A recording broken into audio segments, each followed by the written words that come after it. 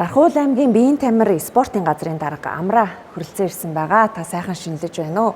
Нутгийн зоолондоо мэдчилгээ дэвшүүлж. За мөн спортын салбарт одоо улиран одож буй могоо жилд маань ямар амжилтуудыг гаргав.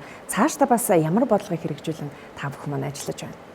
25 он бол Дархуул аймгийн иргэд болон тэр дундаа биеийн тамир спортын газрын зүгээс онцгой амжилт гаргасан юм сайхан жил байсан.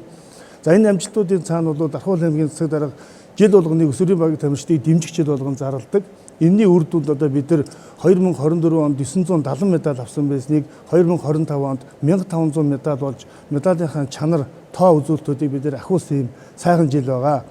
Цаашдаа бид 2027 онд бол хүүхдийн зуны спортын 9-р наадам, 29 онд болох бүх ард түмний 17 дугаар их наадмыг одоо Дархуул аймаг дахь зохион байгуулах юм томоор зорилт тавин ажиллаж байгаа. Дархуул аймгийн иргэд бид спортлог залуучийн одын хот гэдгээр бид нар Монгол улстай ялгардаг ийм онцлогтой аймгаа гэж одоо бид бодож байна. Тэгээд 26 онд спортоор амжилт гаргасан ийм сайхан жил байхах гэж бодож байна.